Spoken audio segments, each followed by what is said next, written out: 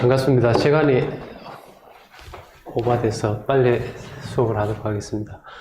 여기 제공되는 PPT는 나중에 다 제공하셔도 됩니다. 다 제공하시고, 원래 이 PPT는 한 2시간 내지 3시간 정도 강의하는 건데, 오늘 1시간으로 축약을 해서 제가 강의를 해 드려야 될 것 같습니다. 그래서 가장 베이직한 부분만 제가 짚고 넘어가도록 하겠습니다. 저는 지금 정화이테크라는 회사는 제가 창업해서 올해 38년째 되는 회사입니다. 스타트업으로 출발해서 38년째 한 번도 적자를 낸 적은 없는 회사입니다. 운 좋게도. 네. 그 다음에 코트라 아카데미는 제가 아세안 쪽 10개국을 담당하고 있습니다. 그래서 아세안 진출을 하시는 계획이 있는 이제 스타트업 혹은 중견기업, 중소기업의 임직원분들 강의를 하고 있고, 고려대 창업경영대학원에서는 제가 창업 경영 분석 부분을 주로 강의를 많이 하고 있습니다. 그래서 오늘 여러분한테 1시간이지만 히트 상품을 어떻게 개발하고 상품화할 것인가에 대한 타이틀을 제가 던졌는데 굉장히 거창하잖아요. 이게 한 학기 정도 수업을 하는 대학원으로 보면. 근데 제가 축약을 해서 가장 핵심적인 내용 위주로 강의를 하도록 하겠습니다. 일반적으로 우리가 창업을 하게 되면, 창업을 하거나 혹은 창업에 관심 있는 분들이 제일 먼저 창업을 하는데 필요한 요소가 뭐냐 이렇게 물었을 때 대부분 자금이라고 얘기하거든요. 네. 근데 실제 이거는 빌 그로스라고 하는 굉장히 유명한 실리콘밸리에서 투자 전문가입니다. 그래서 자기가 투자를 해서 성공한 기업 125개를 뽑고 옆에 있는 다른 투자가들이 투자를 해서 성공한 기업 125개를 추천을 받아서 250개 성공한 스타트업을 대상으로 주관식으로 이 질문을 던진 겁니다. 당신이 지금까지 성공한 요인을 객관식이 아닌 주관식으로 한번 적어봐라. 무엇이 가장 중요했냐라고 적어봐라 했는데, 이분도 자기가 투자가니까 당연히 자금이 1등으로 오를 줄 알았겠죠? 기대를 걸었겠죠? 근데 막상 뚜껑을 딱 열고 보니까 1등이 뭐예요? 타이밍 이렇게 적었는 거예요. 주관식으로 적게 했는데 불구하고 42%가 타이밍인 거죠. 어느 시점에 내가 창업을 할 것이며, 어느 시점에 고객을 어떻게 설득할 것이며, 이게 다 타이밍이잖아요. 자금을 투자 유치를 언제 해야 될 것이며, 지금 이 타이밍이 굉장히 중요한 이유가, 보통 예비 창업이나 초기 창업 패키지를 제가 이렇게 해보면, 제가 엔젤 투자를 하기 때문에 많은 기업을 만나거든요. 정부 지원 사업 구조가 보면 보통 연초에 지원을 해서 연말 되면 마무리해야 되거든요. 실제. 그럼 지원을 하게 되면 성과가, KPI 성과 지표가 딱 있거든요. 그런데 대체적으로 어떤 상황이 오는가 하면, 예를 든다면 마케팅 비용으로 3천만 원을 쓸 수 있다라고 지원금이 명시가 되어 있는데, 이 친구는 10월달 돼서 심사를 가보면, 멘토링 하러 가보면 돈을 못 쓰는 거야. 자금을 집행을 못 하고 있는 거죠. 예를 들어 7천만 원 이렇게 지원을 받았는데 불구하고. 그게 왜 그런 현상이 벌어지는가 하면, 내가 창업을 해서 사업화를 하는 전략이 준비가 안 된 상태에 우선 덜컹 정부 지원 사업을 받고 보자 하는 것 때문에 그런 현상이 나오는 거거든요. 그러면 제대로 된 자금 집행을 못 하기 때문에 결국은 3년 안에 망하는 길로 가는 거죠. 그래서 자금을, 정부 지원 사업을 받거나 혹은 투자를 받는 것도 타이밍인 거죠. 정말 필요한 자금이, 소요 자금이 이슈가 발생할 때, 그때 자금을 투자받아야 제대로 된 사업화에 쓰여질 수 있는 거죠. 그 다음에 두 번째가 뭐예요? 우수한 팀이잖아요. 팀의 역량이에요. 팀플레이를 하지 않고, 저는 제가 엔젤 투자를, 노트북 또 빠졌는데, 괜찮아요. 엔젤 투자를 제가 쭉 하는데 1인 기업한테 저는 절대 투자하지 않습니다. 아무리 뛰어난 역량을 가진 친구라도 1인 기업에는 저는 투자 안 하거든요. 심지어 1인 기업끼리 내가 콕을 하게끔, 팀을 구축하게끔 해서 투자한 경우는 있습니다. 네가 아무리 뛰어나도 네 혼자의 역량은 한계가 있다. 그러니까 팀플레이 해라. 물론 작가라든지 글을 쓰는 작가가 혼자 할 수밖에 없잖아요. 그런 사업 외에는 대부분 팀이 필요한 거예요. 혼자서 지가 아무리 잘나봐야 한계가 있는 거죠, 결국은. 우수한 팀이 되게 중요한 거죠. 그 다음에 세 번째가 뭐예요, 여기서? 아이디어와 참신성이거든요. 근데 이 아이디어도 보면, 이제는 여러분들, 2000년이죠? 2000년을 기점으로 해서, IMF를 끝나는 시점을 기점으로 해서, 수요와 공급의 밸런스가 확 무너졌거든요. 그 전에는, 2000년 이전에는 수요가 월등히 많은 시대에 우리가 살았던 거죠. 공급보다가. 그런데 IMF를 딱 벗어나면서 어떤 현상이 왔는가 하면, 중국이 세계의 제조 국가로 등극하면서 공급이 폭발적으로 늘어나기 시작한 거죠. 수요는 정체된 상태인데. 제가 2000년 이전에 제가 창업한 아이템에 다음 나옵니다만은 도깨비 방망이라고 여러분들 홈쇼핑에 많이 보셨을 거예요. 제가 그걸 28년 전에 제가 개발한 거거든요. 그래서 2000년 이전에는 어느 정도 팔았었는가 하면 CJ 홈쇼핑에서 내가 1시간에 13,400대를 팔아봤어요. 그럼 99,000원 곱하면 13억을 한 시간에 그렇게 팔았거든요. 근데 2000년 이후 넘어오면서 그런 아이템이 나올 수가 없어요. 왜 그런가 하면 경쟁 제품이 미친 듯이 나오기 때문에, 출현하기 때문에. 근데 수요는 정체되어 있는 상태고 공급은 폭발적으로 늘어나기 때문에, 그 다음에 여러분들 요즘 최근에 와서 느끼겠지만 우리가 생각하는 아이디어를 솔루션을 못 내서 사업화를 못하는 경우 있나요? 없어요. 여러분들 생각하는 아이디어 있으면 다 개발할 수 있습니다. 다 만들 수 있는 역량을 가지고 있고, 그런 기술을 가진 기업이나 개인이 어마어마하게 많이 있거든요. 그런데 대체적으로 보면 참신성에 너무 목을 매는 거죠. 참신성에 목을 매면 안 돼요. 이제는 창업시장이 국내 세계 최초, 대한민국 최초. 저는 심사할 때 딱 그거 내서면 내가 박살냅니다. 박살내거든요. 내가 미리 조사 딱 해서 하죠. 야, 네가 세계 최초라고 하는 것은 물론 기술 기반의 창업은 세계 최초 있을 수 있습니다. 그런데 그렇지 않은 경우는 시장이 없거나 네가 시장 조사 안 했거나 둘 중에 하나다. 너무 참신성에 목매지 마라. 그래서 앞에 내가 이 PPT를 가져온 거예요. 그래서 혁신이라고 하는 용어를 함부로 쓰지 마라. 발명하고 혁신하고 다르다. 그러니까 발명 곱하기 상업화, commercialization, 상업화를 했느냐 안 했느냐가, 상업화 못하면 그건 발명품으로 끝나는 거예요. 그냥 혁신적인 상품이 될 수가 없는 거죠. 예를 들어 우리가 지금 현재 구글 애저 같은 경우도 구글의 가장 효자 상품이잖아요. 광고 플랫폼으로서. 근데 그거 구글이 개발한 거 아니에요. 미국 스타트업이, 오브추어라고 하는 스타트업이 개발했는데 얘네들이 상업화를 못했던 거죠. 기발한 광고 플랫폼 아이디어를 가지고 만드는데 불구하고 상업화를 못해서 구글에 팔은 거예요. 구글에 팔아서 구글에 사가지고 오브추어를 사서 구글 애드워즈라고 처음에 어나운스를 했죠. 그래서 지금 구글 애저로 이제 발전시키는데 지금 구글의 가장 효자 상품이잖아요. 자, 이게 상업화를 하면 혁신적인 솔루션, 혁신적인 상품이 될 수 있는 거죠. 그래서 너무 이 혁신이나 발명에 목매시면 안 된다. 그래서 제가 연속적 혁신과 불연속 혁신 이 챕터를 이건 대학원에서도 굉장히 누누이 강조하는 내용이거든요. 우리가 혁신에서도 연속적인 혁신과 불연속적인 혁신 두 개로 나누는데, 연속적인 혁신은 소비자의 행동 변화를 요구하지 않는 혁신을 우리가 연속적인 혁신이라고 얘기합니다. 그럼 여러분은 뭘 해야 되느냐? 연속적인 혁신을 해야 돼요. 그런데 자꾸 불연속적인 혁신에 도전을 하려고 하니까 힘든 거예요. 왜? 고객을 행동 변화를 요구해야 되니까 고객을 가르치면서 팔아야 되거든, 물건을. 그래 힘든 거죠. 자, 내가 이게 예를 들어놨어요.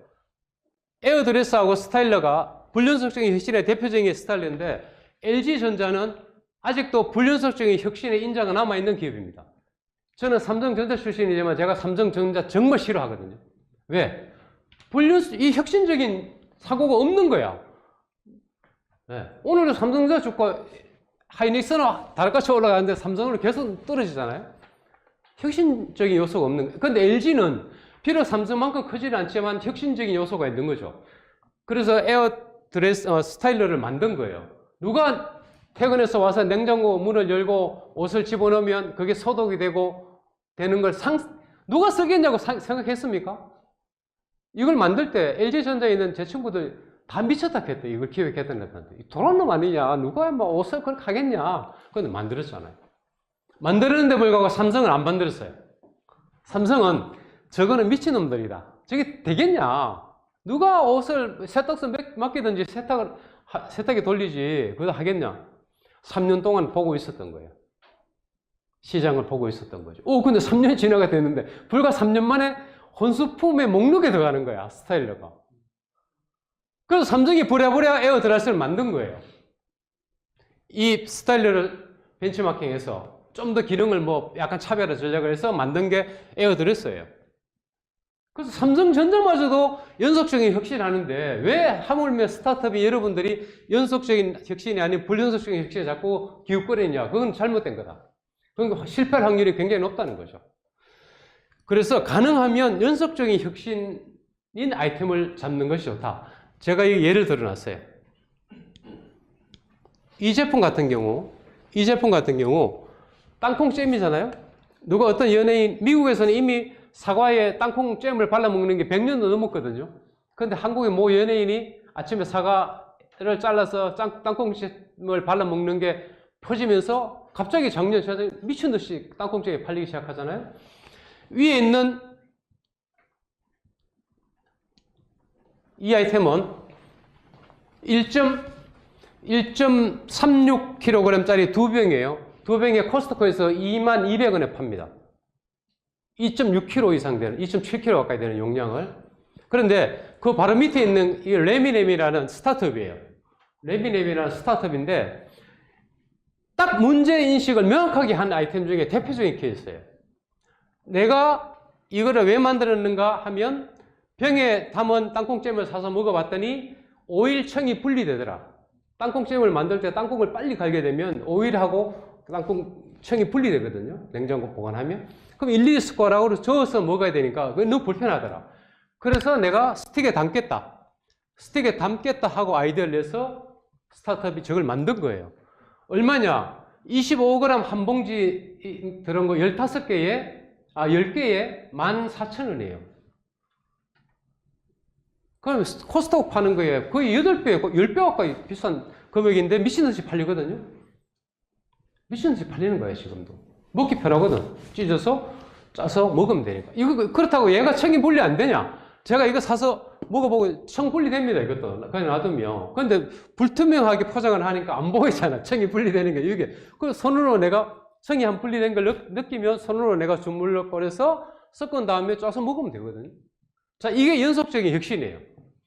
스타트업은 저는 이렇게 가야 된다고 보는 거예요. 네. 지금 그러면 수없이 히트 상품들이 한국에 많이 나와 있단 말이죠. 그러면 그 중에서 내가 관심이 있는 분야의 히트 상품 10개만 딱 타겟팅 해가지고 10개를 미친 듯이 분석을 하면 돼요. 그러면 내가 어떤 차별적 요소를 가져갈 것인가와 문제인식을 찾아낼 수가 있습니다. 그러면 그냥 땅 짚고 헤엄치. 왜? 시장은 이미 히트 상품을 가진 기업들이 많이 만들어 놨기 때문에 내가 땅 떠먹기로 빼서 먹으면 되는 거거든. 그럼 최소한 망하지는 않는다 이거죠. 망하지는 않는다. 제가 도깨비 방망이를 할 때도 제가 뭐 하루에 뚝 떨어지게 개발한 게 아니에요. 핸드 브랜드, 핸드 믹서기의 원조는 스위스 바믹스라는 회사예요. 지금 한 80년 됐습니다. 스위스 출장을 갔는데 거기 있는 거예요. 유리잔에다가 막 갈아서 주스를 막 주는 거예요. 30년 전에. 나 충격받았어요. 와, 유리잔에 막 갈 수 있는 믹서기가 있다고? 근데 그 당시는 한국인들이 원체 많은 걸 뺏기다 보니까 유럽인들이나 한국인들이 전시장을 가도 한국인들 되게 싫어했어요. 사진 찍는 것도 못 찍게 하고 막 샘플 절대 안 팔고. 근데 그걸 제가 거기 유학 가 있는 통역하는 애한테 그 당시에 167만 원 들어갔어요. 그때 대구의 아파트 한 채 13평 한 채 가격이 300만 원 할 때예요. 근데 167만 원 수수료하고 뭐 수고비하고 다 줘서 그만큼 들어갔더라고. 그걸 사온 거예요. 사와서 보니까 이게 더 똑같이 뺏기면 안 될 것 같은 거야. 왜? 우리하고 식생활 문화가 너무 다르니까 걔네들은. 그래서 만든 게 뭐냐면 밑부분이 걔네들은 알루미늄으로 되어 있는 부분을 우리는 맵고 짠 음식을 가려야 되잖아요. 그래서 스테인리스로 바꾸고 우리 주부들 성질 급하잖아. 다 갈 수 있게끔 밑에 칼날 막 여러 개 바꾸지 않더라도 되게끔 만드는 거죠. 연속적인 그냥 혁신을 한 것뿐이에요. 그런데 제가 타이밍이 너무 좋았는 게 뭐냐면 아까 이게 타이밍이 1등이라 했잖아요. 딱 만들어 놓고 나는데 IMF가 타고 온 거야. IMF가 온 거야. 다른 데는 다 망한다고 난리가 났는데 저는 그때 한 2만 대를 만들어서 창고에 꽉 재고 있었던 거야. 그럼 이거 어떻게 팔지? 저도 이제 고민이 됐던 거죠. 근데 저는 IMF 오고 돈을 확 벌었죠. 2만 대의 재고를 딱 쥐고 있는데 그 당시에 어떤 문제가 있었는가 하면 IMF가 왔을 때 제조업체들이 다 무너지니까 부품 공급이 안 됐던 거예요. 근데 나는 완제품을 2만 대를 가지고 있었고 부품도 상당한 부분을 가지고 있었던 거죠. 그래서 야, IMF가 왔다? 그럼 어떻게 팔아야지? 제가 박스 가리를 했어요. 박스 옆에다가 어떻게 붙였는가 하면 안에 액세서리 많이 주거든요. 뭐 대형 2000cc 컵도 주고 뭐 막 주는 것 중에서 야, 2000cc 컵 하나 빼내고 박스 기퉁에다가 빨간 바탕에 흰 글씨로 IMF용 이렇게 붙여 스티커를. 그리고 12만 9천원 팔던 거 그 당시 9만 9천원으로 가격 낮춰. 그 다음에 풀세트를 다 집어넣은 거는 박스 기퉁에다가 빨간 바탕에 흰 글씨로 백화점용 이렇게 붙였어요. 지금도 백화점용이 먹히는 시대예요. 그 당시는 더 먹혔죠. 아, 이걸 백화점에 파는구나. 그 12만 9천원. 두 개를 딱 분리시키고 나니까 미친듯이 IMF용이 팔리는 거예요. 네. 이런 거거든요. 그러니까 연속적인 혁신의 타이밍이 딱 온 거죠. 그 다음에 이제 IMF가 끝날 때 무렵에 중소기업을 살립시다 해서 KBS에서 생방송으로 지금 동대문 프라자죠. 옛날 서울운동장. 거기서 생방송 그 부스를 만들어 놓고 중소기업 제품 파는 지원 행사를 했죠. 그때 하루에 우리 도깨비 방망이를 살려고 결제를 하려고 줄 쓴 사람이 한 300명 이렇게 썼어요. 네. 국민은행에 무통장 입금 들어오는 것을 찍으면 10건씩 찍었어요. 통장을 하루에 10건씩 찍어서 새벽 3시, 4시까지 우리 직원들이 중복되는 그걸 골라낸 거야. 왜? 딸도 시골에 있는 엄마한테 하나 사주고 아들도 시골에 있는 엄마한테 사주고 이러면 한 집에 2개, 3대가 가잖아요.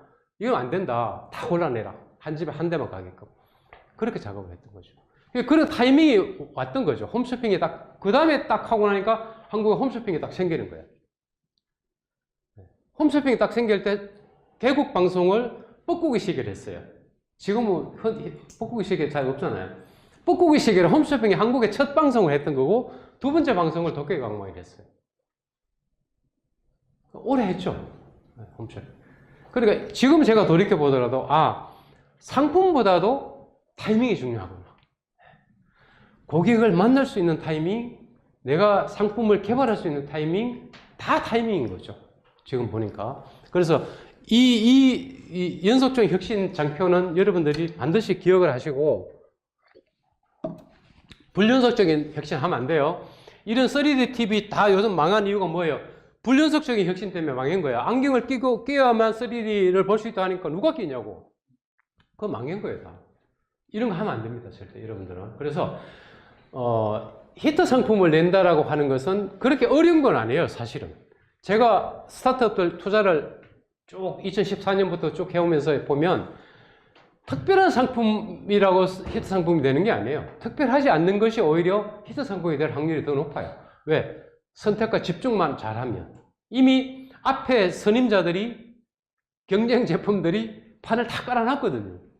그래서 내가 판을 어떻게 엎을 것인가에 대한 전략만 생각을 하면 되는 거거든요. 근데 내가 세상에 없는 뭔가를 자꾸 만들려고 하니까 여러분들 머리가 복잡해지고 고민이 더 생기는 거거든요. 자, 뒤에 내가 보여드릴게요. 그래서 이 트렌드는 내가 쭉 적어놓은 게 여러분들이 한번 참고로 보라고 하는 거예요. 소비 트렌드를 우리가 잘 읽어야 돼요. 소비자들이 어디로 튈지 모르는 시대에 우리가 살고 있는 거죠. 이거 우리가 크로스 오버 쇼프라고 얘기합니다. 오프라인에 가서 시커 먼저 보고 온라인에 딸한테 야 이거 하나 사줘. 온라인에 열심히 뒤져보고 난 뒤에 오프라인 매장에 가서 할인할 때 사. 어디로 튈지 모르는 거죠. 그러니까 오프라인을 막 넘나들면서 소비자들이 움직이기 때문에 우리가 누구를 어느 채널을 타겟팅 해야 될 건가가 굉장히 힘들어진 거예요. 옛날보다가 사실은. 네. 그래서 크로스오버 쇼퍼를 여러분들이 이해를 해야 된다. 그 다음에 GG 마켓, 이게 그랜드 제너레이션, G 마켓이 G세대, 55세에서 74세 사이를 우리가 G 제너레이션, G세대라고 얘기합니다. 이 세대가 지금은 핵심적인 소비 주체로 떠올라는 거예요. 돈을 쓸 수 있는, 돈을 쥐고 있는 핵심적인 소비 주체가 이 세대예요. GG 세대예요. 제가 전국에 좀 유명하다는 빵집, 대형 요즘 베이커리 카페가 생기면 제가 특히 대구 경북은 거의 다 가보거든요. 왜 가보는가 하면 거기에 오는 고객들이 어떻게 변화되는 거를 저는 되게 궁금했던 거예요. 그 생길 때마다 가보면 불과 3년 전만 하더라도 걔들 인터뷰를 해보면 사장들한테 노인네들이 오면 이 G세대가 오면 물 버린다고 싫어했어요. 불과 3년 전만 하더라도. 지금은 이 세대가 안 오면 베이커리 카페 다 망합니다. 100% 망합니다. 지들 입으로 그렇게 얘기해요. 우리 저분들 안 오면 다 망한다는 거예요. 이 세대들은 오면 손자, 손녀, 며느리, 아들 다 앉혀놓고 테이블 위에 빵, 음료수 막 가득 주문해서 먹입니다. 그러니까 객단가가 비교가 안 되는 거죠. 근데 젊은 친구들 와가지고 아메리카노 한 잔씩 해놓고 하루 종일 노트북 가지고 전기만 쓰고 있거든. 이분들은 돈이 있는 거죠, 이제는. 옛날처럼 노인들이 돈이 없는 게 아니에요. 그리고 학력도 높고 돈이 있고 돈을 쓸 줄도 알고. 이 세대를 반드시 타겟팅 해야 된다.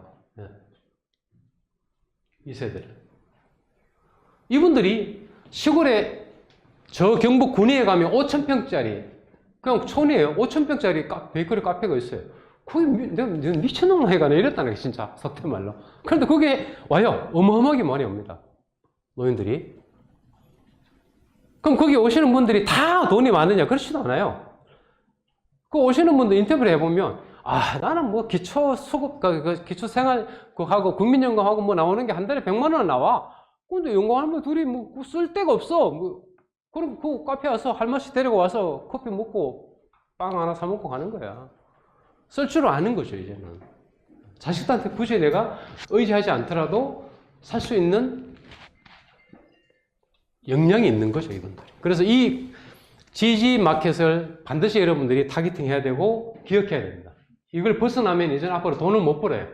이 세대를 공략하지 않으면. 그 다음에 MZ세대. MZ세대 소비 성향은 얘들은 어디로 튈지 몰라요, 정말. M세대, 제가 대학원 애들 보면 M세대도 있고 Z세대도 있고 우리 학생들이 보면 이 연령대가 많잖아요. 60대 넘은 분도 있어요. 심지어 미국으로 이민을 갔다가 되돌아오신 분도 있고. 얘들은 어디로 튈지 몰라요. 그래서 M세대는 Z세대하고 비교하는 거 너무너무 싫어해. 왜 우리 같이 먹냐고 자꾸. 왜 같이 먹습니까? 근데 정말 달라요. M세대와 Z세대도 다릅니다, 이미. 이 친구들은 어디로 튈지 몰라요.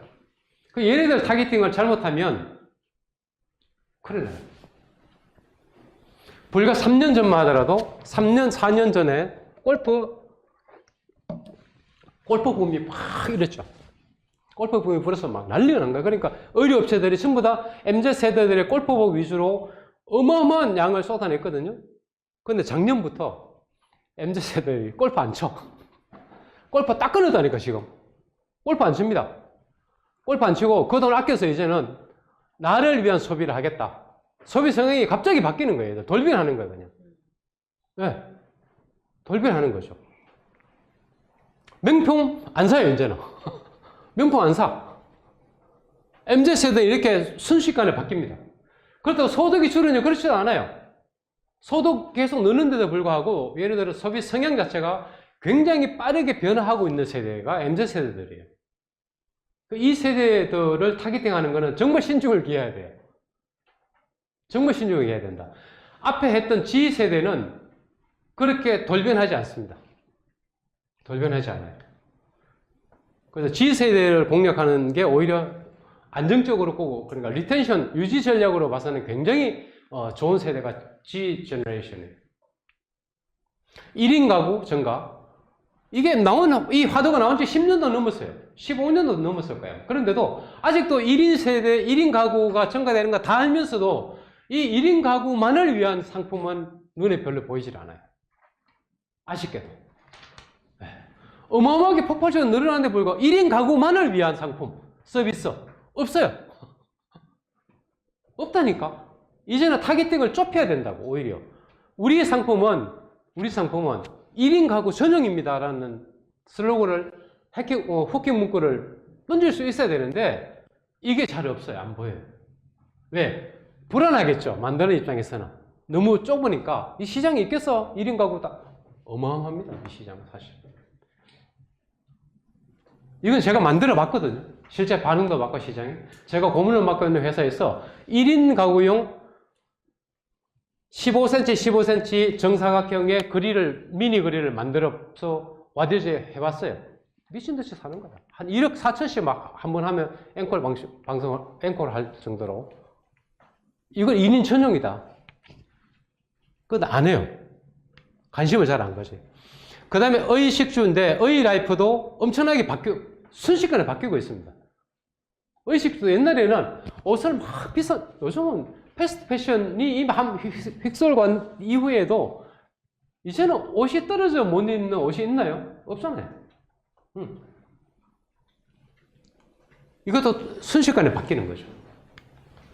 그 다음에 싱라이프도 마찬가지예요. 싱라이프도 갑자기 코로나가 오면서부터 이 시장이 완전히 뒤집어진 거예요. HMR 같은 경우 밀키트나 HMR 시장이 2019년, 2020년 전까지 별로 없었거든요. 형성이 안 돼서 되게 애를 먹었어요. 사실.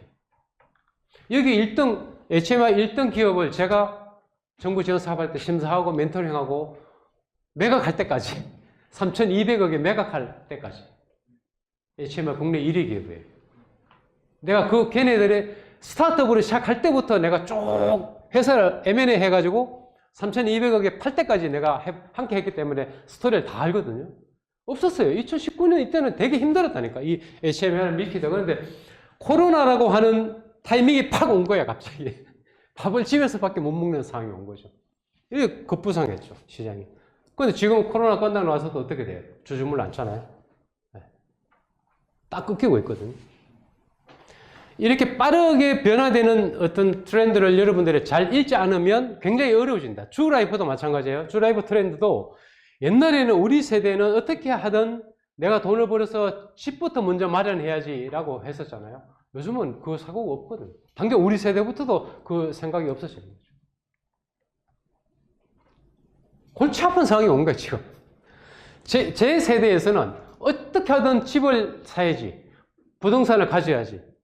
재테크 방향이 그것밖에 없었으니까, 아는 게. 배우는 게 없었으니까. 저는 주식을 어떻게 해야 되는지도 몰랐어요, 진짜. 불과 10년 전까지만 하더라도. 주식 투자하지도 않았고. 비상장 주식은 내가 왕창 투자했으니까 투자해가 다 휴지 조가리만 내가 쥐고 있었던 거야. 정작 나는 주식 투자 못하고 부동산만 해야 된다. 대구에 부동산만 제가 대구에 해서 본사가 있다 보니까 부동산만 계속 산 거야. 지금 어떤 상황이 왔냐면 이거는 정말 심각한 상황이에요. 우리 세대는 당연히 부동산이 돈이 될 거라고 생각했고 그거밖에 없다, 안전자산이. 집을 계속 이렇게 사다 보니까 지금은 파는 것도 문제가 생긴 거예요. 1가구 2주택, 3주택 이상이 되면 거기에 당장 문제가 생겨. 단독주택 대구에 있는 내가 지금 3년째 비어있는 집도 있어요. 그것도 위치가 어마어마하게 좋은 경북대학 근처인데도 불구하고 새 안 나가요. 대구에 왜 안 나가겠어요? 대구에 미분양 아파트가 16,200세대가 있는데 누가 들어오겠냐고. 누가 들어오겠냐고. 혹시 여러분 누가 뭐 단독주택 사실 있으면 내가 그냥 진짜 와서 살게 해줄 수 있어. 그런 상황인 거죠. 이렇게 바뀌는 거죠. 네. 그걸 빨리 캐치 못하면 여러분들이 스타트업이든 스타트업이 아니든 굉장히 어려워지는. 그 다음에 소비자 양극화 수요도 마찬가지예요. 이제는 중가 시장이 점점 없어지는 거예요. 저가냐, 고가냐, 딱 양분화가 되는 거예요. 이게 중간에 중가 시장에 끼어들 틈이 없어지는 거죠. 저가 시장은 중국의 알리나 테무를 중심으로 미친 듯이 밀려 들어오는 거예요, 걔네들이. 저가를 갖다 붙는 거죠. 중국 제품이 어마어마하게 좋아졌잖아요, 지금 품질이. 근데 가격이 엄청 싸잖아요. 제가 중국 칭다오에 도깨비 왕마의 공장을 운영했었거든요. 중국의 23개 홈쇼핑을 다 방송을 했었는데, 그때와 지금의 차이가 뭐냐면 하늘과 땅 차이예요. 20년 전하고.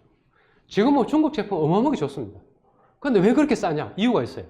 중국은 현재 제조를 하면 내가 이거를 100원에 들여서 만들어요. 원가. 100원에 팔아도 돼요. 100원에 팔아도 됩니다. 100원 딱 팔잖아요. 매출액 얼마 했어. 그러면 중앙정부에서, 공산당 정부에서 돈을 줍니다.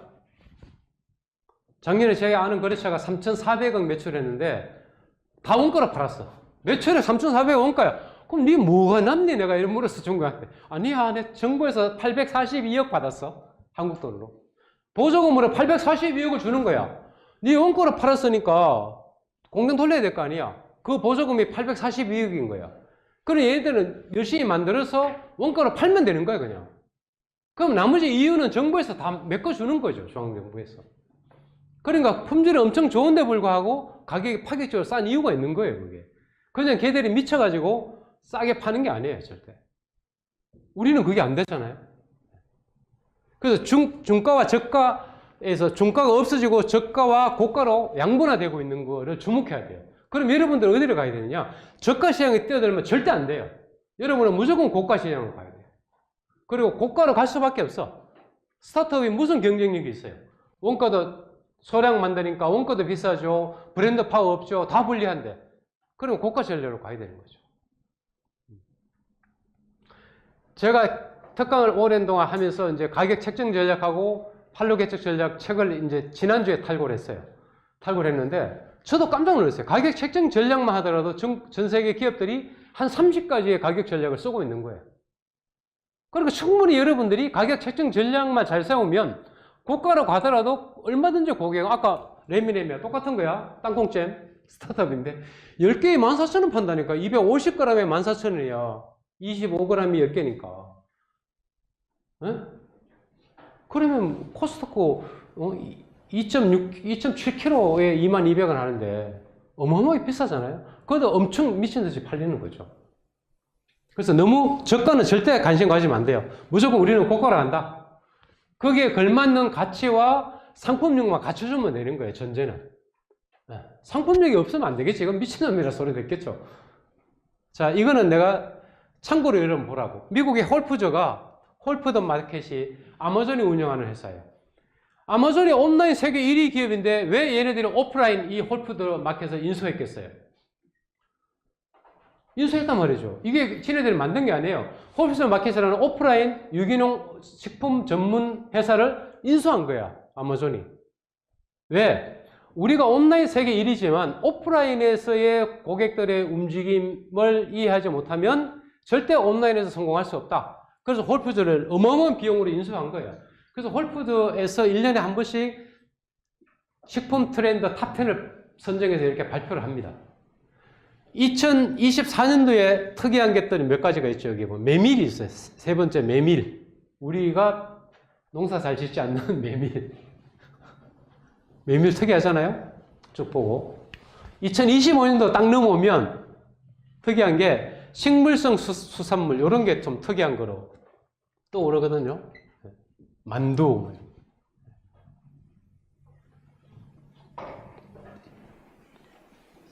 근데 여기 보면 재밌는 게 뭐냐면 한국의 냉동 김밥이 한번 작년에 히트 쳐가지고 구미에 있는 올곳이라는 회사인데 난리 났었잖아요. 그 올곳 사장이 대표가 하반신 마비 장애인이에요. 하반신 전체가 휠체어를 타고 다니는 친구인데 아버지가 이제 건설에서 좀 뭔가를 하다가 이제 물려 죽는데 이제 휠체어 타고 거동이 잘 안 되니까 김밥을 계속 시켜서 먹은 거예요, 점심에. 김밥을 주문해서 이제 먹다 보니까 내가 김밥을 만들어 봐야지. 그래서 먹다가 남은 걸 냉동실에 넣어놨다가 이제 먹다가 이제 그 생각을 한 거야. 냉동김밥 만들면 되겠다. 그 아이디어 가지고 했는데 쉽게 생각했는 거지, 이 친구가. 인터뷰를 해보면 정말 쉽게 생각했는데 정말 어렵더래요. 냉동김밥의 핵심은 뭐냐면 그 친구가 개발한 특허의 핵심이 안에 들어가는 고명이 냉동할 때는 40도, 영하 40도 급속 냉동을 딱 하면 동시에 냉동이 됩니다. 해동할 때가 문제였던 거예요. 해동할 때는 안에 있는 고명이 녹는 점이 온도가 다 다른 거예요. 그러면 시금치 같은 거 빨리 녹으니까 물이 씩 나오는 거죠.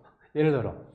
그 녹는 해동의 시간이 동일한 고명을 찾는데 어려웠던 거죠.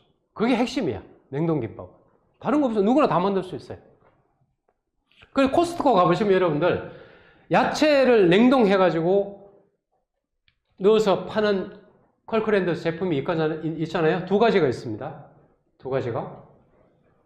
그 두 개를 왜 분리해놨는가 저는 이해를 못했어요. 하나로 해놓지. 나중에 봤더니 해동 시간이 다른 거야. 야채 종류별로. 그러니까 해동 시간이 동일한 것들을 하나의 상품, 또 묶어서 하나의 상품 이렇게 낸 거죠. 그냥 연수는 혁신이야. 여러분 그냥 냉동김밥 만드셔도 돼. 특별한 거 없어요. 그 친구도 똑같은 얘기예요. 그 고명이 해동 시간이 동일한 걸 만든 것밖에 없다. 이런 트렌드를 여러분들이 잘 읽고 만들게 되면 글로벌 시장으로 그냥 한 방에 나갈 수도 있어요, 이제는. K푸드가 원체 요즘은 뭐 전 세계인들이 미쳐 있는 상태잖아요. 자, 이거는 미국에 있는 할머니가, 지금 할머니가 됐어. 이 할머니가 실제 있었던 일이에요. 저 시골에서 목장을 했어. 목장을 했단 말이죠. 근데 손녀딸이 그 동네에 있는 슈퍼에 가서 과자를 사왔는데 우리나라로 말하면 치토스야, 치토스. 치즈 맛이 나는 과자야. 여러분 치토스 사 드시면 치즈가 한 것도 안 들어갑니다. 거기에 치즈 향을 입힌 것밖에 없어요. 그걸 사와서 먹는 거예요. 할머니가 보니까 맛이 치즈 맛인데 뒤에 품질 표시 보니까 치즈가 한 것도 안 들어간 거지. 그래서 이 할머니가 자기네 농장에 나오는 우유 치즈가 많으니까 그걸로 진짜 리얼 치즈 크래커를, 치토스를 만든 거예요. 근데 애가 너무 맛있어 하는 거야. 100% 치즈가 만들었으니까. 그걸 동네 슈퍼에 시골에 있는가 갖다 팔아봤어, 이 할머니가. 반응이 완전 폭발적으로 나온 거예요. 그래서 어떻게 됐냐? 2014년도에 여러분들 시리얼 많이 먹잖아요? 제너럴 밀스라고 하는 시리얼 1위 업체가 이 회사를 한국 돈으로 9,500억에 인수했어요. 이 할머니 이 과자 만드는 회사를. 9,500억! 그리고 지금 다시 이 할머니 자기 농장으로 돌아가서 농장을 지금도 하고 있습니다.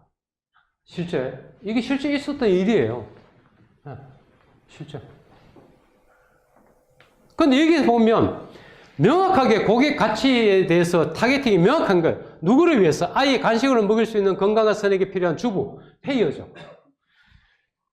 여러분들이 조심해야 되는 게 뭐냐면 페이어와 유저, 돈을 내는 사람과 유저가 분리되어 있는 상품에 가능하면 하면 안 돼요. 페이어도 설득해야 되고 유저도 설득해야 되기 때문에. 그 대표적인 케이스가 영유아 음료, 영유아 제품들. 이거는 페이어는 엄마야, 엄마 아빠야, 부모고 실제 먹는 애는 아기란 말이죠.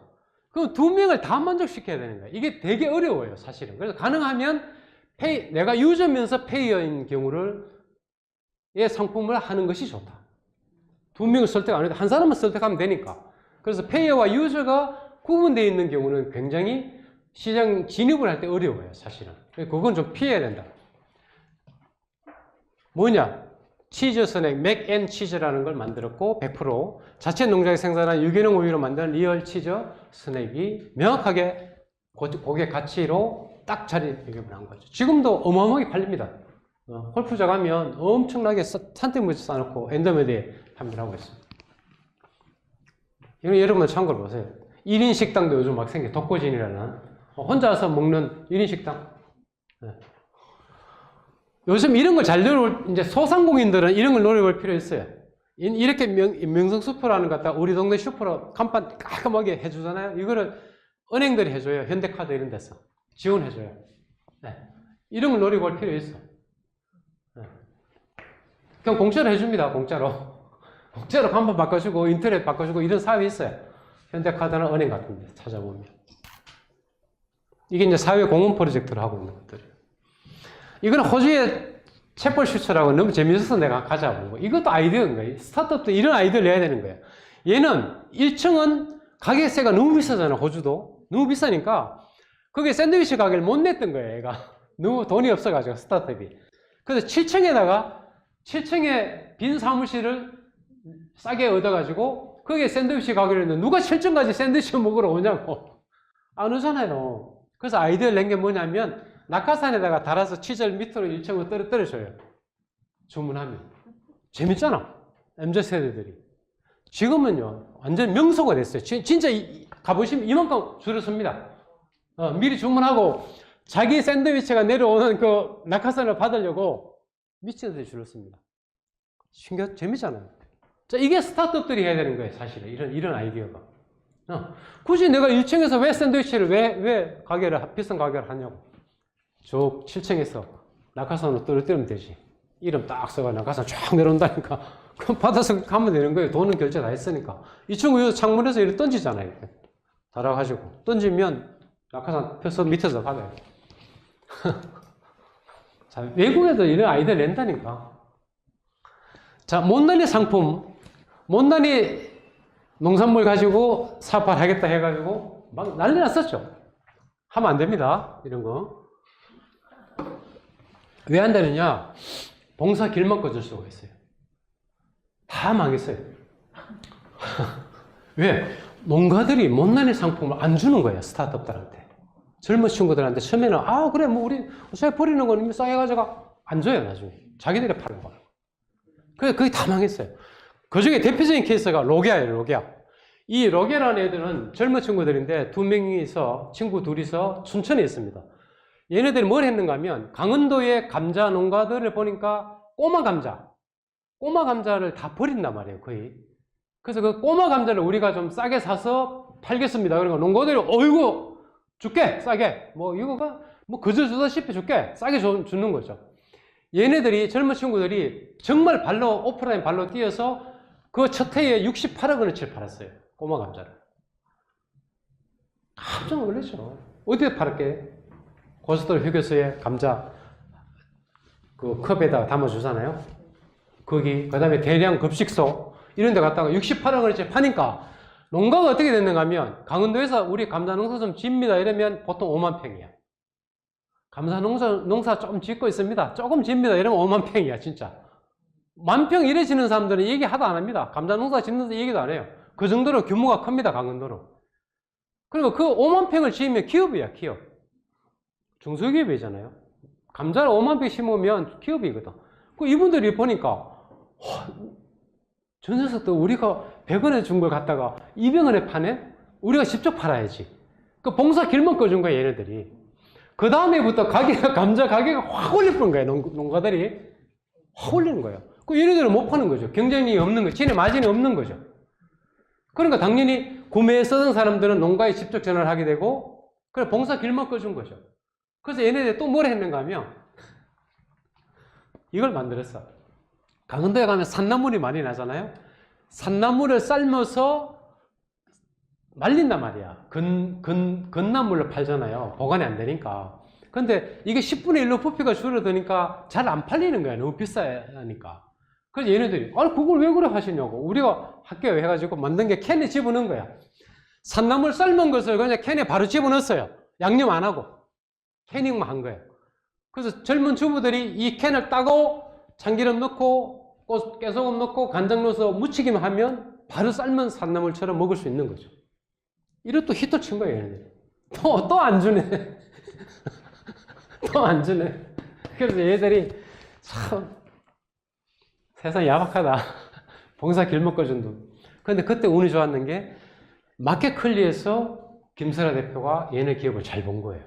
예, 마켓컬리 이게 엄청 잘 팔리니까 꼬마 감자하고 이런 산나물하고 이런 것들이 잘 팔리니까 우리가 투자할게 이래가지고 100억을 투자했어요. 김설아 대표가. 마켓컬리에서 100억을 딱 투자했는데 대박이지 얘네들은. 100억을 딱 투자 받으면서 거래가 다 끊어진 거죠, 얘네들은. 안 했지, 얘네들이. 아이, 더러운 새끼들, 막. 감자 이제 안 팔 거야, 막. 이거 산나물도 안 팔 거야. 다 졌고. 회사를 완전히 피부팅해서 지금 뭘 하느냐면, 감자 종자를 개발합니다. 이제는 농산물의 종자 개발하는 회사를 탈바꿈했어요. 이제는 근본적인 스마트팜 종자 개발 이런 쪽으로 가겠다. 피부팅해서 작년에 한 340억 했어요. 이제는 어떤 상황이 왔냐? 강원도에 감자 농사를 짓는 사람들이 얘한테 가서 이 친구들한테 가서 머리를 조아려야 감자 종자를 받을 수 있는 상황까지 왔어요. 저는 그렇게 봅니다. 내가 감자 농가 사장님한테 그랬어요. 당신 로기한테 가서 무릎 꿇고 빌어야 된다. 왜? 얘네들 개발하는 감자 종자가 장난이 아니다. 어마어마한 생산성을 내고 맛도 어마어마하게 좋은 걸 개발했다. 이제는 얘네들이 농가를 지배하겠다는 쪽으로 사업 방향을 확 바꾸는데 이게 성공한 케이스예요. 스타트업 때. 얼마나 열받았으면 그렇게 했겠어요. 근데 그것도 역시 타이밍이었던 거죠. 매출이 올라갈 때 마켓컬리를 설득을 잘해서 100억에게 시드머니를 투자를 받았던 것이 그렇게 피부팅을 할 수 있는 계기가 됐던 거죠. 그래서 하면 안 돼요, 함부로. 이건 복분자, 이것도 웃기는 게 전북 고창이 군 전체가 유네스코 자연 청정 지역으로 유네스코 지정받은 데는 대한민국의 고창군밖에 없습니다. 다른 데는 뭐 설악산, 제주도 일부 이렇게 되어 있는데 고창은 고창군 전체가 유네스코 청정 지역으로 받았는데 여기에 대표적인 게 복분자잖아요. 누가 복분자 술을 그렇게 먹냐고. 안 먹잖아요. 그래서 한 분이 복분자를 항아리에다가 담아서 식초를 만들었던 거죠. 계속. 근데 누가 식초를 먹냐고. 항아리가 몇백 개가 계속 늘어나는 거야, 매년. 그래서 거기에 젊은 친구들이 모여서 고창군하고 우리가 이거를 식초를 팔지 말고 식초지만은 이름을 바꾸자. 발사믹 식초를 바꾸자. 발사믹. 발사믹이란 말은 누구나 다 쓸 수 있는 거거든요. 그래서 얘네들이 만들었는데 어떻게 만들었냐면 세 가지를 만들었어요. 고형화 시켜서 고체로 만들어서 강판에 갈아 먹을 수 있게끔. 그 다음에 캐비어 알처럼 나오게끔 만들고. 또 하나는 액상. 이렇게 세 개의 포트폴리오를 만들어서 런칭을 어떻게 했냐. 한국에 런칭 안 했습니다. 런칭을 뉴욕에 있는 미슐랭 셰프들이 운영하는 고급 레스토랑을 빌려서 거기서 런칭쇼를 했어요. 막 터졌죠. 그리고 얘네들이 만든 게 한국에서 이제 각 지역별로 국내 지리적 표시제를 등록하게 돼 있거든요. 특허가 안 되니까. 지리적 표시제가 얘네들이 됐어요. 복분자, K 발사믹이라고 그래서 얘네들이 한국형 발사믹 지리적 표시제 등록을 할 정도로 성공을 했죠. 그런데 스타트업들은 내가 아무리 정직하게 잘해도 한국 인종은 별로 좋은 인종이 아니거든요. 남 잘되는 꼴을 못 보는 인종이라서 조심해야 돼요. 이게 대표적인 케이스입니다. 얘네들 그렇게 성공했는데 이거 브랜드가 다르잖아요. 지금 브랜드가 다른데 패키지 비슷하잖아. 이거나 다른 회사입니다. 같은 회사 아닙니다. 네? 다른 회사입니다. 지금 이러고 있어요. 지네끼리 싸우고 있어. 그래서 한국은 사촌이 땅 사면 배 아프다는 속담이 한국밖에 없거든요. 다른 나라는 그런 속담이 없어요. 그러니까 조심해야 돼. 여러분은 너무 소문이 갑자기 나서 너무 급성장하는 것도 별로 좋지는 않아요. 이거는 바트라고 하는 감자빵 만드는 회사예요. 춘천에 있는 이미소 대표하고 이 친구하고 최동혁하고 부부입니다. 부부인데 감자빵 해가지고 뭐 작년에 207억 했죠. 그전에 220억, 230억까지 올라갔거든. 작년에 좀 꺾였어요. 남편이 감자빵 원료를 만들어가지고 와이프한테 납품을 했거든요. 이 친구는 매장을 해가지고 팔고 그렇게 했어요. 근데 200억 이렇게 넣어버리면 부부라도 마음이 살짝 바뀔 수가 뭔가 안 맞으면 얘는 남편이니까 진짜 원가를 내가 인터뷰를 해봤어요. 원가로 납품을 했어요. 진짜 와이프 뭐 주문이 써요 30달러 이쪽 주문이 일로 넣는 것밖에 없으니까 부부니까 그래 진짜 원가로 납품했어. 근데 와이프가 어느 날 갑자기 비싸다 하는 거예요. 원가가 너무 비싸다 다른 데 들은 것보다. 그렇죠. 남편한테 얘기 안 하고 바꿔봤어. 얘가. 바꿨어요. 그 남편은 어떻게 됐어요? 뚜껑이 열리겠지.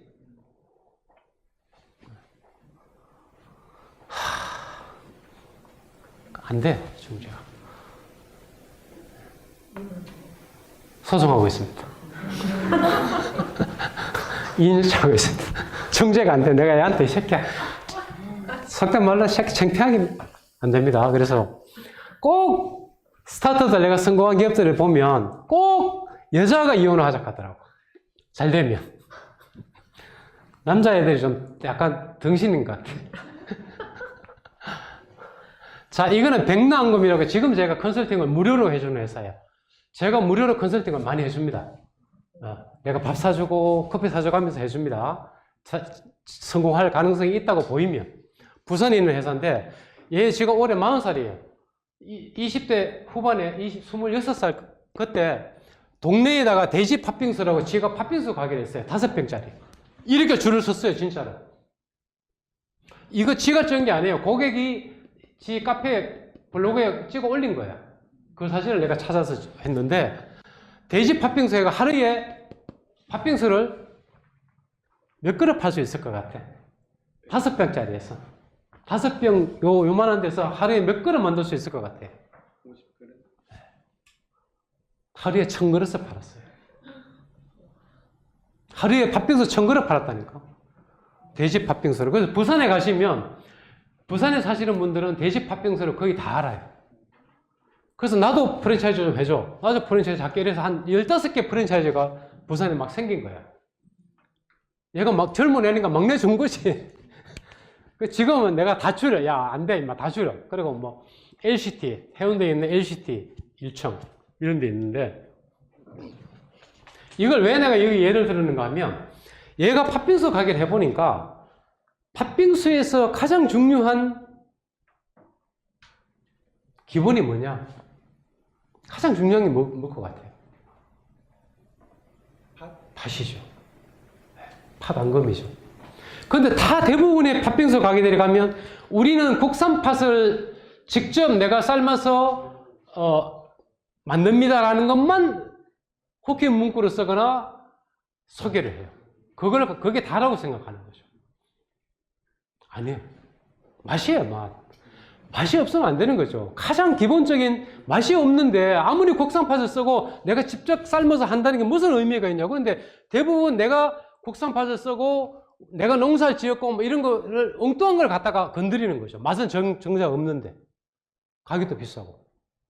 그래서 얘가 착안한 게 이것만 내가 잘 만들면 팥 앙금만 잘 만들면 프랜차이즈를 하든 뭘 하든 성공하겠다 해서 얘가 거기서 벌은 돈을 가지고 공장을 지었어요. 그게 백로 앙금이야. 팥 앙금 공장을 지었어요. 대단하지? 얘는 국산 팥 쓰지 않습니다. 캐나다산 팥을 써요. 그런데 훨씬 맛있고 싸고 균질합니다. 얘는 왜 맛을 아니까? 어떻게 해야 맛있게 한다는 걸 알거든요. 팥을 어떻게 삶아야 되고 어떻게 가공해야 되는 걸 아니까. 그래서 지금은 백로 앙금이라고 하는 팥 앙금을 하면서 잼으로 이렇게 만드는 거예요. 우유, 인절미 넣은 것도 있고 우유 넣은 거, 녹차 넣은 거 이렇게 만들어 파는 거죠. 우유도 3시간을 우유를 졸여서 여기다 부어요. 팥 앙금에다. 이렇게 만드는데 대박 났죠. 지금은 이제 팥빙수 가게들이 얘한테 와서 받아가는 거야. 6kg짜리 덕용으로 팥빙수용 앙금을 받아가는 거죠. 그러면서 지금 이제 지금 가게를 프랜차이즈 새로 지금 하려고 준비를 하고 있습니다. 여기에 이 예를 들어한 이 상품을 얘가 개발했는데 튜브로 짜서 먹을 수 있게 팥 앙금을 집어넣고 이거는 모나카 깍지예요. 모나카 깍지. 모나카 깍지 두 장을 가지고 한쪽에 이 튜브로 팥 앙금을 짜서 붙이면 모나카가 되는 거예요. 그런데 이걸 왜 내 예를 들어놨는가? 여러분들 이렇게 개발하면 안 돼요. 이런 결합 상품을 함부로 하면 안 돼요. 이렇게 딱 만들어 놓은 걸 내가 쿠팡에 등록을 시켜주려고 하니까 어떤 상황이 오냐면 등록이 안 돼. 상품 등록이. 쿠팡은 이쪽에 있는 잼은 분류가 상품 카테고리 분류가 잼류야. 잼류로 들어가고 이 모나카 깍지는 과자류로 들어가는 거야. 분류가. 과자료로 분류가 돼 있으니까 상품 등록이 안 되는 거예요, 이게. 이해하시겠죠? 이런 거 주의해서 결합 상품을 할 때는 조심해야 돼요. 카테고리가 완전히 다를 경우는 완전 분리를 하든지 해야지 상품을 등록할 수 있고 팔 수가 있다. 지금 이거는 그냥 선물 세트용으로 밖에 못 나가요.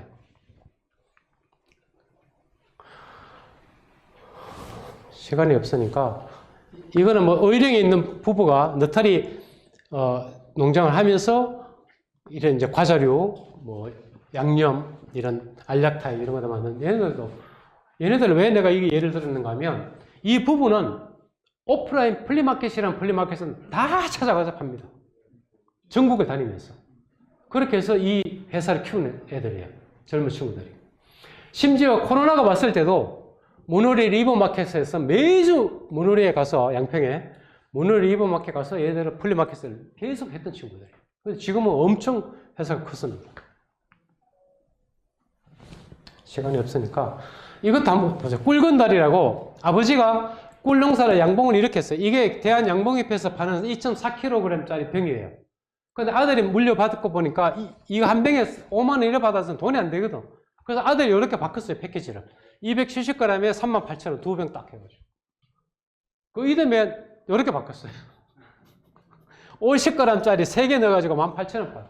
근데 이거 완판이에요, 지금도. 완판. 완판입니다. 자, 이게 연속적인 혁신이야. 아버지는 2.4kg 넣어가지고 5만 원 받았는데 아들은 150g에 18,000원씩 받아버린단 말이에요. 패키지 바꾼 거밖에 없어요. 진짜로. 물론 꿀을 좀 더 수분을 제거하고 이렇게 아버지 거하고 내가 떠서 이렇게 올려보잖아요. 그러면 훨씬 점도가 높아요, 이렇게. 그러니까 당도가 높겠지. 그 정도는 약간 상품력을 갖춘 거 있지만 뭐 어쨌든 특별한 게 없잖아요. 이거는 용인에 있는 들기 스타트업인데 들기름 참기름만 하는 스타트업이에요. 그런데 작년에 50억 했어요. 두 가지밖에 안 해요. 들기름 참기름 딱 두 가지밖에 안 해요. 작년 매출 50억. 한국에 팔지 않습니다. 일본에 수출만 합니다. 이렇게 할 수 있는 거예요, 여러분들. 다 연속적인 혁신이잖아요. 자, 참고로 여러분들 그림들 쪽에 있으니까 한번 보시고 내가 이 PPT 파일을 드리겠습니다. 여러분들 드릴 테니까 한번 보시고 언제든지 이게 제가 만드는 도깨비 방망이에요. 그래서 정리를 하면 무에서 유를 창조하려고 하지 마세요. 절대 여러분들. 무에서 유를 창조하지 말고 가장 기본 베이직한 기본에 충실하면 거기서 상품이 나오게 돼 있어요. 그 본질에 충실해야 돼요. 본질에. 이게 무엇에 파는 물건인가 무엇에 쓰는 물건인가가 되면 안 돼요. 모든 상품이나 서비스는 본질이 있거든요. 그 본질에 충실하면 돼요. 그 본질을 찾는 것이 첫 번째 요건이에요. 그 다음에 중요한 것이 문제인식이에요. 문제인식. 고객이 어떤 불편한 요소가 있는지를 찾는 것이 중요한데 모든 스타트업들은 문제인식보다가 솔루션에 자꾸 집중을 해요. 뭘 만드는데 자꾸 집중한다고. 거기 집중하면 안 됩니다. 만드는 거는 얼마든지 만들 수 있어요. 그러니까 문제인식에 집중하셔서 좋은 아이템, 좋은 서비스를, 아이디어를 찾는 것이 중요하다. 그 다음에는 투자받아서 만들면 돼. 전문가 붙여가지고. 아시겠죠? 그래서 지금 시간이 없으니까 브리프하게 쭉 하고 넘어가겠습니다. 그래서 여러분들이 언제든지 뭐 제 도움이 필요하신 분이 있으면 제가 아낌없이 다 드릴 수 있습니다. 다 있으니까 진짜 나는 창업으로 성공해서 돈을 벌고 싶다 하는 분만 연락하세요. 돈을 안 번다, 돈 안 벌어도 된다 이런 분 연락하면 안 돼. 아시겠습니다. 시간이 너무 오버됐어. 끝내겠습니다.